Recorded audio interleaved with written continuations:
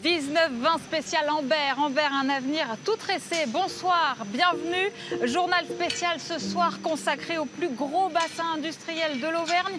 Pour l'occasion, vous le voyez, nous avons installé notre plateau au cœur de l'usine Ombrun, leader mondial de la tresse.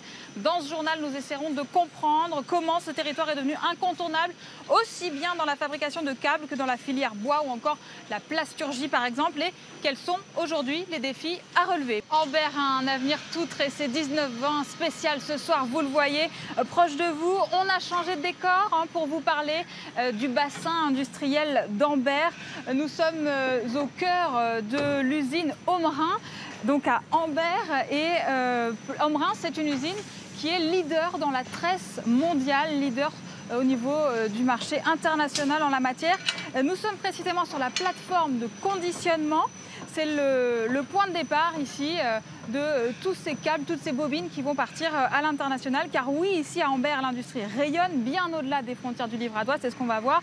Et pour bien comprendre de quoi on parle aujourd'hui, Delphine Cros, que je vais rejoindre juste à côté de moi, va nous donner quelques chiffres, quelques données clés pour comprendre le sujet dont on parle ce soir. Bonsoir Marie, bonsoir à tous. Le bassin d'Amber affiche vraiment une santé économique florissante. C'est le territoire le plus industrialisé d'Auvergne. Regardez ce chiffre qui va apparaître. 47% des salariés travaillent dans l'industrie. Le bassin d'activité est vraiment très attractif. Il regroupe 690 entreprises qui emploient 2440 salariés. Alors les secteurs d'activité, Marie, sont très variés, très divers. Le premier, bien évidemment, le fleuron, la tresse. Plusieurs entreprises sont d'ailleurs leaders en Europe et même dans le monde. Les autres secteurs, le bois, la plasturgie, le travail des métaux et aussi l'agroalimentaire. Vous avez dit, la tresse, premier employeur dans le bassin, et c'est une histoire qui dure, qui date dans le temps. Comment ça s'est forgé tout ça ? Écoutez, au début du 19e siècle, en fait, à Amber est connu pour la production de papier, est connu pour ses 300 moulins qui sont dispersés le long des cours d'eau. Mais 50 ans plus tard, en 1950, cette industrie va décliner. Certains moulins vont perdurer, comme le moulin Richard de Bas, d'autres vont fermer. Et ce sont les tresseurs qui finalement vont reprendre cette énergie hydraulique. Ils vont être vraiment les artisans de cette reconversion industrielle. Ils font leur réputation avec des produits à usage vestimentaire d'abord et ensuite avec des produits à application industrielle, des produits variés, Marie, des produits présents dans les 4 coins du monde mais qui ont tous un point commun, ils sont d'ici, ils sont made in Auvergne. Merci Delphine. Et on continue à parler de la tresse industrielle, spécialité ambertoise. Ce soir, nous sommes donc au cœur de l'usine Ombrun. Et je vous propose de retrouver tout de suite Delphine Cros, notre spécialiste en la matière, avec un invité. Oui, Marie, je vais rejoindre mon invité Pierre Sanvoisin, directeur général de l'entreprise Ombrun où nous nous trouvons. Bonsoir. Bonsoir Delphine. Alors, cette entreprise est aujourd'hui connue mondialement, mais tout a démarré ici dans les années 1960. Expliquez-nous. Tout à fait. La société a été créée en 1959. On fête d'ailleurs notre 60e anniversaire cette année. Tout a démarré dans les gaines tressées pour l'électromécanique et l'électroménager. Et puis ensuite, tout s'est développé avec le développement industriel. C'est en particulier avec ce câble qu'on a équipé l'intégralité du Stade de France.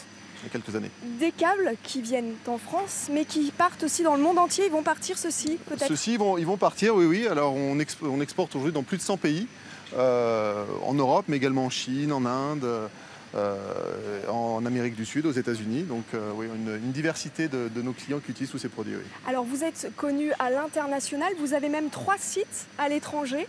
Oui, nous avons un site en Espagne, un site en Tunisie et un site aux États-Unis qu'on a acquis il y a 2 ans. C'est quoi la recette de ce succès? La recette du succès, c'est beaucoup de passion déjà pour ces produits, beaucoup de travail et puis essayer de faire le mieux tous les jours en disant qu'on va créer et inventer de nouvelles choses pour nos clients. Un projet en cours actuellement? Racontez-nous rapidement. Aujourd'hui, on travaille sur tout ce qui va permettre de fournir la e-mobilité, c'est-à-dire le transport électrique, les transports de demain et tous les câbles qui vont permettre d'accompagner ces nouveaux modes de transport. Merci d'avoir répondu à nos questions. Merci et on à vous. va retrouver Marie tout de suite pour découvrir encore un peu plus cette société. Oui, merci Delphine, merci à votre invité également. À mes côtés, Aurélie Chevalère, bonsoir. Bonsoir. Vous êtes opératrice sur cette machine que vous allez nous faire découvrir. Donc pour qu'on comprenne bien, vous avez reçu des bobines, des tourées même de câbles fabriqués juste à côté dans le bâtiment. Vous les chargez ici, pourquoi faire? On va les charger en fait, donc, pour les contrôler et en fait les conditionner par rapport à ce que le client il a demandé. C'est-à-dire? Le métrage, admettons, sur le touret, il va y avoir 10 000 mètres. Et si le client il veut 1000 mètres, et ben on va contrôler et plier 1000 mètres. Juste les 1000 mètres. D'accord, donc vous allez dévider tout ça et on vous retrouvera un petit peu plus tard dans le journal pour savoir comment ça marche et où ça ressort. D'accord. On revient vers vous, on vous laisse travailler. Merci beaucoup. Pour en savoir un petit peu plus, on va se déplacer. Nous sommes donc au cœur de cette usine de l'entreprise Omrin, leader de la tresse sur le marché mondial. On va poursuivre notre journal spécial avec notre invité Gilles Duissard. Bonsoir. Bonsoir. Vous êtes président de l'association TVLF. Tout à fait. Travailler et vivre en Livradois Forêt. Et vous êtes aussi chef d'entreprise dans le secteur. Une association qui est née d'un constat, la difficulté de recruter. Il y a du travail, mais il n'y a pas de main-d'œuvre. C'est ça, exactement. Ça. Et quels sont les besoins alors sur le bassin d'Ambert et du Livradois? Les besoins sont très larges puisque les entreprises sont très industrialisées. Nous avons besoin aussi bien d'ingénieurs que de techniciens et d'ouvriers qualifiés. Qu'est-ce qui freine alors cette main-d'œuvre, ce recrutement? Pourquoi on n'arrive pas à trouver du monde pour travailler? On arrive, je vous rassure, c'est une énergie qu'on a développée avec TVLF et beaucoup de chefs d'entreprise. Aujourd'hui, 36 entreprises adhèrent et on forme, que ce soit des ouvriers qualifiés, et on arrive à recruter des cadres directement sur notre bassin en jouant sur l'employabilité du conjoint. Et alors on va y revenir dans un instant, mais vous avez notamment créé pour recruter un outil, tout à fait. Une plateforme internet. Comment ça marche cet outil? C'est pour qui? Ça marche comment? Ça marche pour tout le monde. C'est une plateforme qui a été mise en place il y a maintenant 5 ans, qui est un portail unique où l'ensemble des offres d'emploi du bassin sont postulées, sont mises en ligne. Les jeunes, où tout le monde peut venir effectivement y répondre. Et on met un accent, c'est pour ça que c'est unique, sur l'employabilité du conjoint. Et on va mettre en accent effectivement pour pouvoir lui trouver une solution et recruter les deux pour être sûr de garder le couple sur le bassin. L'important, c'est l'employabilité du conjoint, surtout si on veut garder cette famille sur le territoire. Pardon, comment vous travaillez avec les autres entreprises en réseau? C'est un travail qui se fait en bonne intelligence puisqu'on a compris maintenant depuis bien longtemps qu'il fallait non pas se débaucher les salariés mais au contraire embaucher ensemble.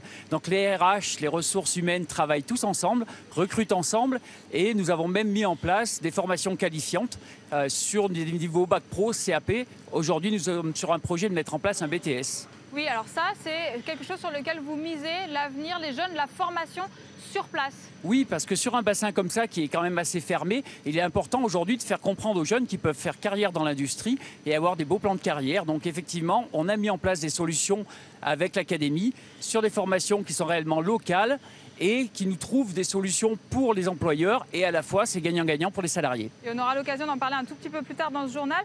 Et puis vous avez mis aussi en place des emplois partagés entre entreprises. Comment ça marche? Oui, bien sûr, puisque vous n'avez pas toujours que des grosses structures, le bassin est assez divers et nous avons à la fois des RH ou d'autres types de métiers qui sont partagés entre les plus grosses et les plus petites avec vraiment de l'intelligence toujours dans le sens de trouver des solutions.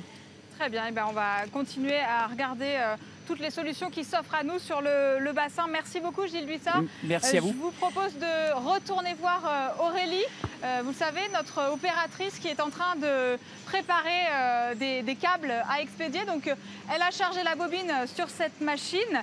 Et ici, deuxième étape, le contrôle. Donc qu'est-ce que vous vérifiez là Aurélie? Donc là on vérifie si le diamètre du câble il n'est pas hors tolérance. Ainsi qu'ici, on vérifie s'il ne manque pas de matière en fait, sur le câble. Voilà. D'accord. Et s'il n'y a pas de nœud? Ça ne s'arrête pas en fait. Si jamais ça s'arrête, c'est qu'il y a un défaut et on l'enlève après. Et on recommence tout. Voilà. Merci Aurélie. Restez avec nous parce qu'on va s'intéresser à d'autres machines, d'autres outils de travail. 19-20 spécial Ambert et son bassin industriel. On continue à en parler avec vous, Myriam Fougère. Bonsoir. Bonsoir Marie. Vous êtes maire d'Ambert depuis 2014, conseillère régionale. Merci d'être avec nous sur ce plateau. On l'a vu tout au long de ce journal. Et Ambert essaye de gagner en dynamisme, d'attirer du monde sur son territoire. C'est vrai qu'on est loin des grandes villes, on est loin des grands axes routiers, que ce n'est pas forcément facile de venir jusqu'à Ambert. L'attractivité du territoire, j'imagine que c'est un combat du quotidien pour vous. Exactement. Et ce combat, eh bien, écoutez, aujourd'hui, nous en avons gagné une étape, puisque vous êtes venus jusqu'en Ambert et France 3 à une heure de grande écoute. C'est vraiment très bien et je vous en remercie. C'est aussi être capable de fédérer les différentes énergies, que ce soit les partenaires institutionnels, mais aussi eh bien, le monde économique, comme vous venez de le voir, et d'autres partenaires tels que les associations. Je crois qu'il faut qu'on se fédère autour d'un projet. Et un projet de territoire tel qu'on peut l'inventer actuellement au niveau de la communauté de communes, c'est important. Notre objectif, gagner 2000 personnes, accueillir 2000 personnes d'ici 2040. On est presque à 7000 habitants, donc vous visez les 9000, 10 000 habitants. C'est ça, mais sur le bassin. Je crois que c'est important. Voilà les pistes pour attirer que vous pouvez mettre en place sur le territoire. Parmi les freins, on l'a dit, les accès routiers, l'éloignement des grandes villes et puis la palette de services publics qui se rétrécit petit à petit. La gare, plus de trains, l'hôpital, plus de maternité, plus de blocs opératoires. Quel est le sentiment de la population sur place? Alors c'est vrai que la population est parfois inquiète et nous le fait savoir. Donc c'est à nous, les politiques, de pouvoir agir. Certes, l'hôpital a perdu des services, mais on va gagner un scanner, on a les urgences, on a quand même des choses et des gens qui se battent et qui inventent au quotidien des services et permettre justement cette réalité de vie de famille qui est assez exceptionnelle quand même sur Ambert. Je crois que c'est important qu'on le sache parce que Ambert, certes, est loin de tout, mais Ambert a su à chaque fois se réinventer. Et je crois que c'est ce qui fait la force aussi de ce territoire, vraiment, se réinventer. Alors, vous voyez, si vous vivez au quotidien un enfer, bah, venez vivre à Ambert. Voilà, le message est passé. Merci beaucoup, Madame le maire. On va une dernière fois, avant de refermer ce journal, retourner voir Aurélie, notre opératrice au sein de l'usine Aumerin où nous nous trouvons. Donc elle est en train de préparer des câbles, de les conditionner pour les envoyer à travers le monde entier. Ils ont été montés sur cette machine et là, on est au bout de la chaîne. Phase finale, Aurélie. Qu'est-ce qui se passe là? Donc là, j'ai plié mes 1000 mètres comme le client il a commandé. J'ai contrôlé le câble, tout. J'ai fait voilà, tout ce qu'il fallait faire. Tout est bon. Voilà, tout est OK. Donc maintenant, j'aurai plus qu'à filmer la bobine. Et une fois la bobine filmée, la mettre sur la palette. Et ça part où?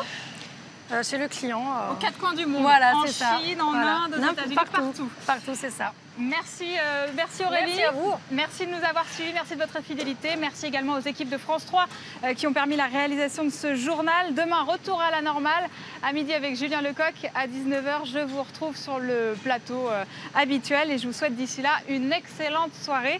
À demain.